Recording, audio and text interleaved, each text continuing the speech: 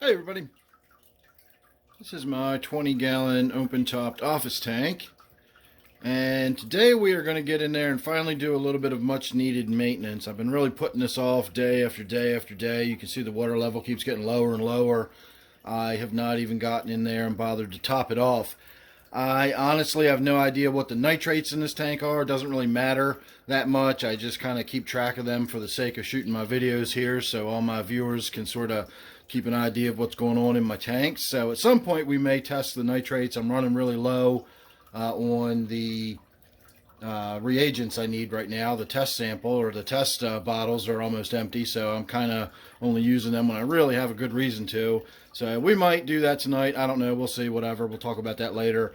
The real thing I want to talk about in this tank is the lack of circulation. It's been bugging me the last several days. Whenever the water level starts getting low, it becomes really painfully obvious how the water just cascades in and doesn't really do a whole lot. It's, if you look really closely, you can see little micro bubbles being carried most of the way down towards the bottom.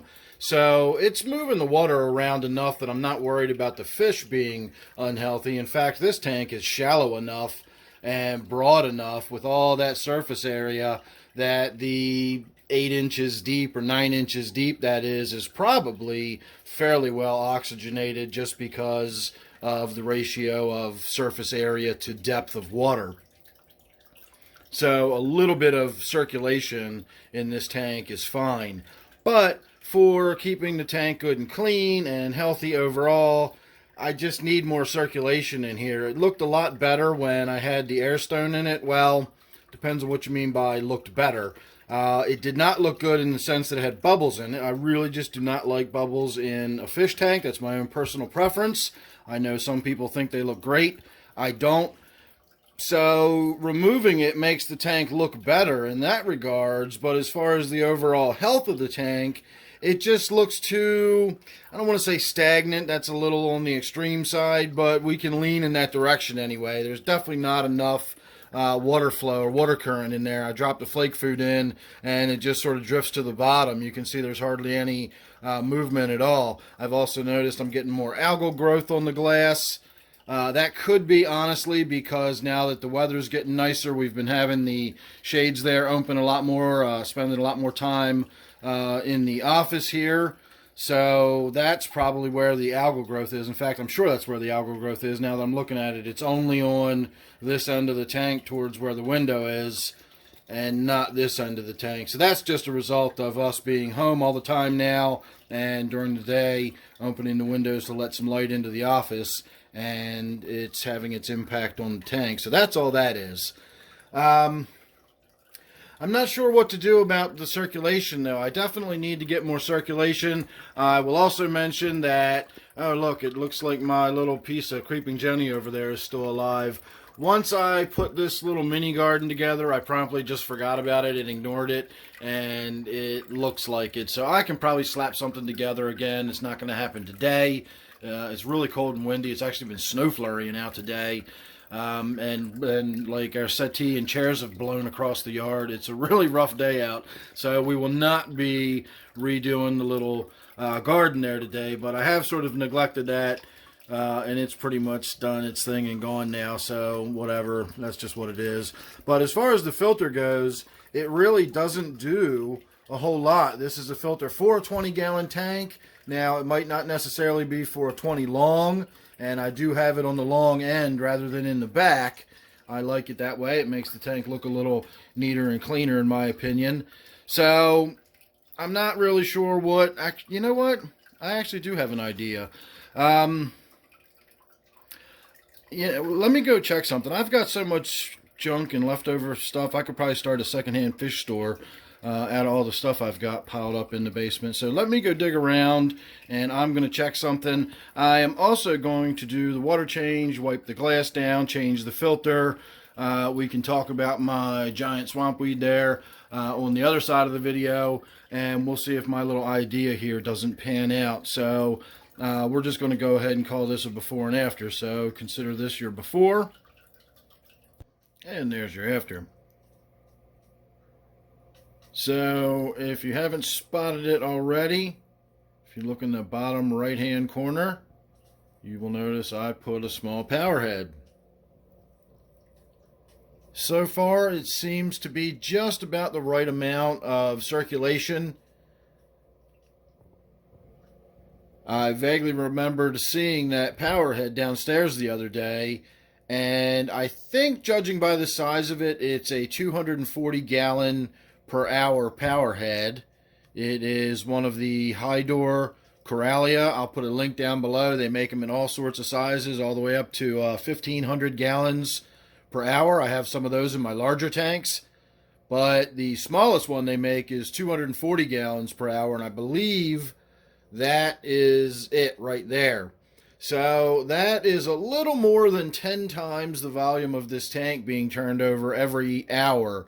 And that was the rule of thumb I learned when I started keeping fish, was you want at least 10 times the turnover as a bare minimum between the filter and any kind of Powerhead you have in there.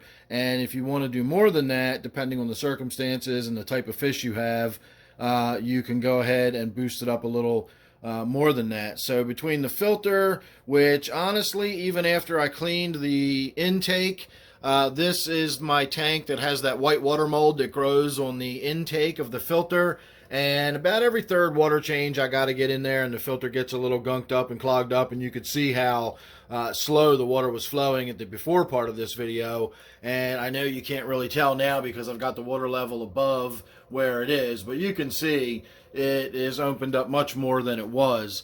So between that and the Powerhead, and in fact I actually shot this video, or I'm shooting this video right after we got finished, because I wanted enough of the detritus to be swirling around in there. Plus it's getting kind of late in the day and we really need to get this wrapped up. But if you notice, you see all the detritus and stuff in the tank. It is definitely moving around, but not vigorous and crazy. And that's exactly what I want. I want circulation in the tank, but I don't want the fish to have to struggle like they're, out in the liquid equivalent of a fish hurricane. So if you look in the back, 240 gallons an hour might sound like a lot, but when you put your hand in front of that Powerhead, it's not squirting out like a fire hose. It's spraying out like a garden hose that's more on like a fan kind of spray, and it spreads the water out in much less of a stream than you might think, and it just creates a nice little current. And you can see in the back how the stuff right directly in front of it is being moved around, but not too much. And that's exactly what I want. The only thing so far that I'm unhappy with about this is the unsightly nature of having, I just don't like seeing equipment in tanks. I don't like seeing the plumbing and the hardware and all that kind of stuff. And this tank, because I used to have my German Blue Ram in here, I've got 2 heaters just as a failsafe, and I've never bothered to take one of them out. I like the one on the left because it actually displays the temperature of the tank.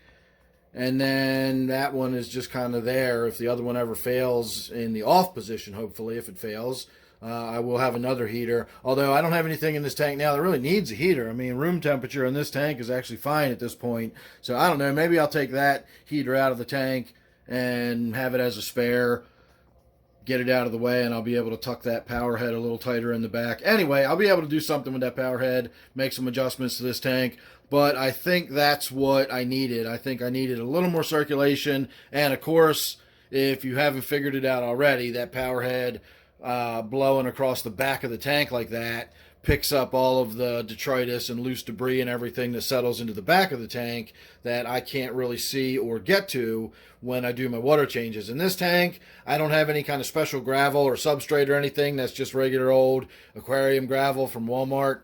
And I vac it enough that there is no real gravel bed to disturb or anything like that. I have to be careful of the roots a little bit, and because it's hard to work around all those rocks, there's only limited areas I can get the gravel vac into. But when I vacked it today, I didn't get too much crud and stuff out of there, so again, I wasn't too worried about it. I never did bother to check the nitrates or anything like that. Everybody in the tank is fine, the water's fine, everything's fine here, don't worry about it. So, temple plant, swampweed, hygrophila, whatever you want to call it, is looking fantastic. Not a lot to talk about with that. We've got some real significant new root growth. You can see the large white protrusions are big main roots that are looking for stuff to grab a hold of and dig into. And then, of course, we've got all those little white bristly rootlets, those little feeder roots that are doing the bulk of the drinking up of the nutrients in the tank. I also watered the little dead garden up there on top for whatever that's worth. I'm sure something will green back up. If nothing else, that little bit of creeping Jenny in the corner will start doing a little bit better. I don't know. And that piece that's hanging down into the tank, you can see is still green, so that is still alive too. So we're not going to give up on that little garden just yet. Anyway, there you go. There is my Saturday evening project with working on my office tank. Hope you enjoyed that. Make sure you subscribe. You never know what you're going to get with me. And don't forget, as I just said, this is my office tank. So thanks again. I'll see you real soon in the next one.